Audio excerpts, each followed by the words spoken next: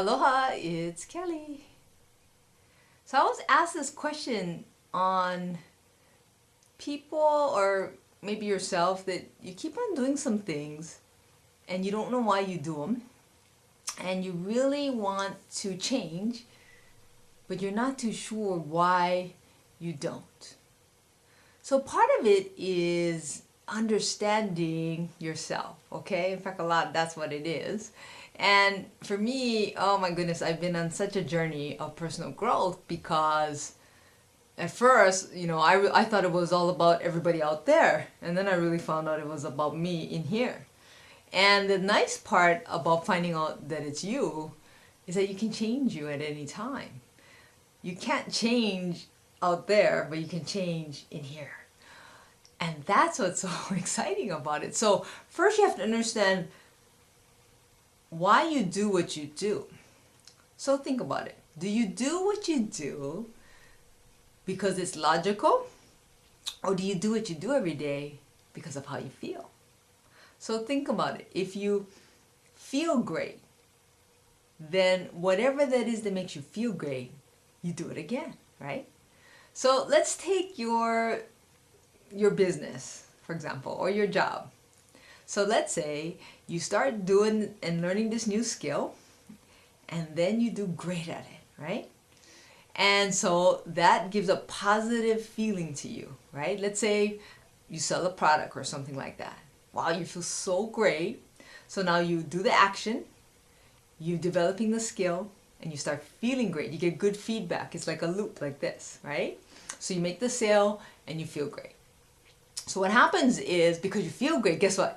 You can't wait to do the next one again. So you go back and you do it again, and guess what? Great again.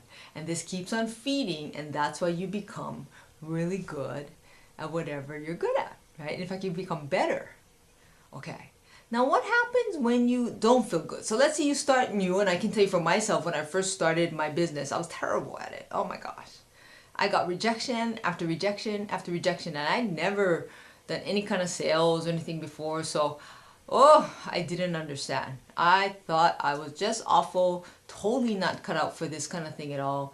I'm a behind the scenes person. I wasn't somebody to be up front, so I was so many times ready to throw in the towel, just thinking I am just not cut out for this because I'm more introverted. So I know some of you are having a hard time believing that, but I am.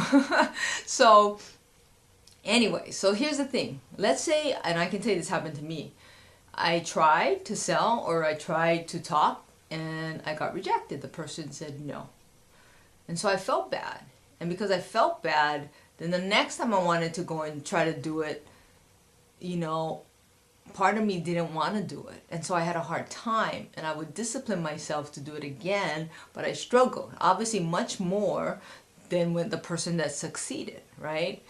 And so you just have to watch these patterns. But for me, I wanted it so bad, and I knew that I didn't have the skills. So I was taught, just keep on doing the numbers.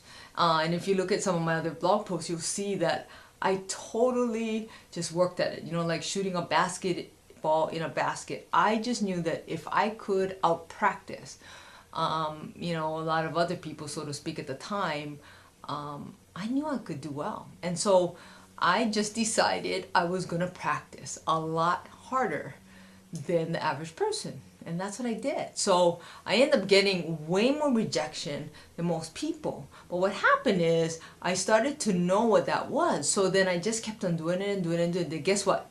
Pretty soon I had success. As soon as I had success, I was fortunate because I had people supporting me. They started to say, yay, right? And so I liked that.